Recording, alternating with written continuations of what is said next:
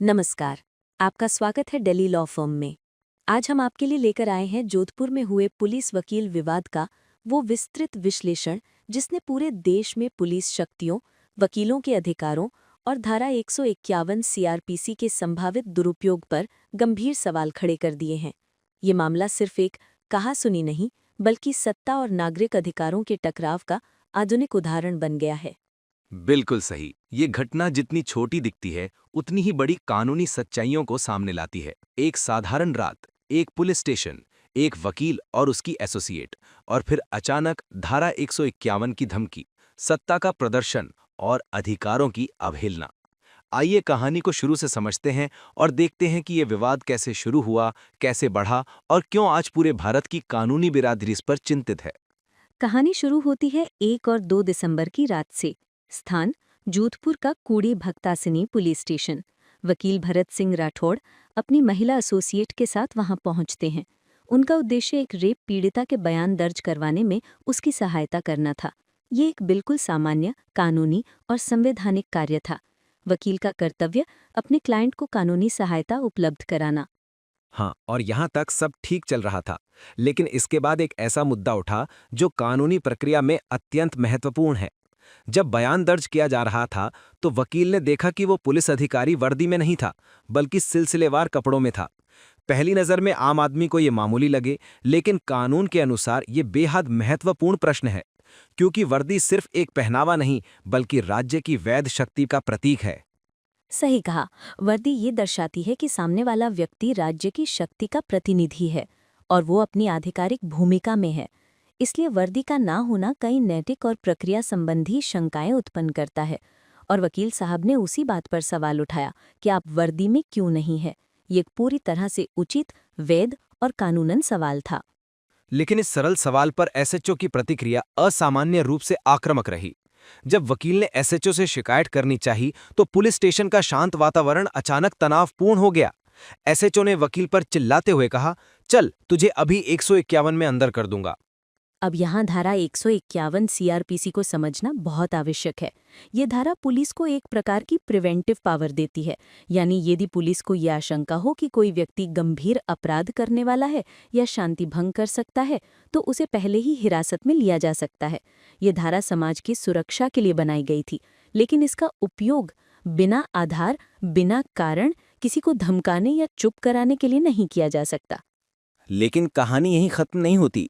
SHO ने असंयमित भाषा में कहा, तेरा खोपड़ा खराब है, तमीज 2 मिनट में सिखा दूंगा।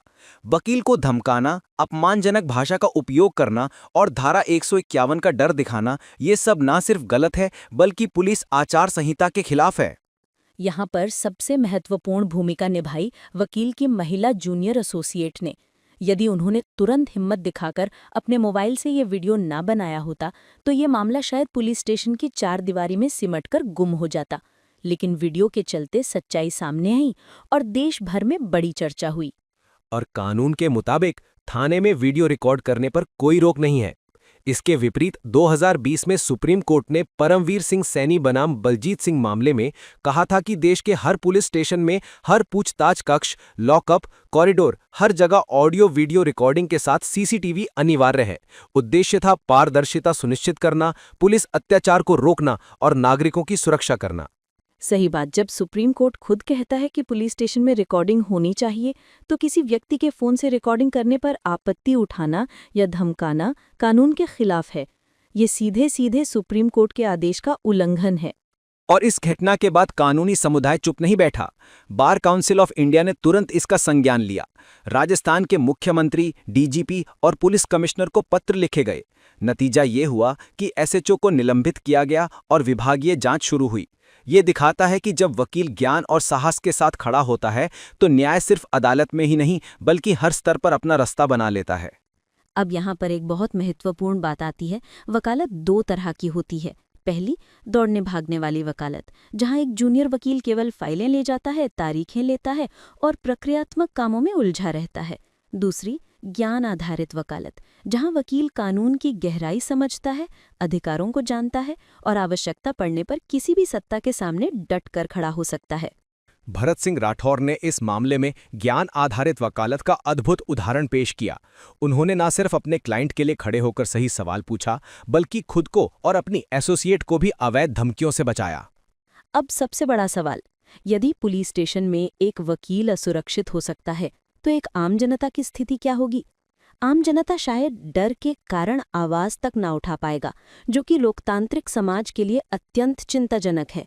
बिल्कुल, ये घटना सिर्फ वकील बनाम पुलिस का मामला नहीं है। ये कानून के शासन, रूल ऑफ लॉ की बुनियाद पर प्रश्न चिन्ह है। कानून लागू करने वाले अधिकारी भी कानून के दायरे में बंधे होते हैं। उनकी शक्ति असीमित नहीं है।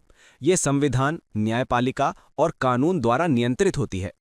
और इस मामले ने एक और गहरा प्रश्न उठाया है कि क्या अब मोबाइल कैमरा नागरिकों का सबसे बड़ा हथियार बन चुका है? क्या तकनीक की वजह से पारदर्शिता बढ़ेगी या इससे टकराव भी बढ़ेंगे? ये समय का अहम सवाल है। दूसरा सवाल इक्वली महत्वपूर्ण है। जब कानून के रखवाले और कानून के जानकार आमने सामने हों, तो न्याय का पलड़ा किस ओर झुकेगा? सिस्टम की सुविधा की ओर या नागरिक के मौलिक अधिकारों की ओर? ये प्रश्न न केवल वकीलों बल्कि हर नागरिक को सोचना होगा। ये घटना हमें याद दिलाती है कि शक्तियों का संतुलन यानी चेक्स एंड बैलेंसेस लोकतंत्र की आत्मा है। पुलिस को अधिकार हैं, लेकिन उन अधिकारों पर सीमाएं भी हैं, और वकीलों को अपने क्लाइंट की सुरक्षा और न्याय सुनिश्चित करने का अधिकार और कर्तव्य दोनों हैं। अंत में ये घटना केवल एक रात की कहानी नहीं है।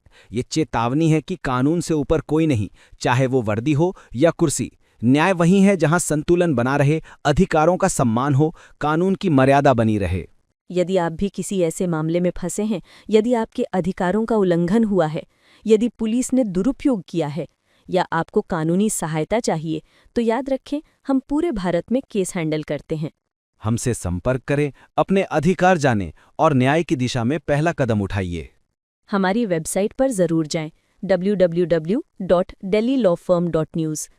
डेली लॉ फर्म, आपके अधिकार, आपकी आवाज, आपका कानून।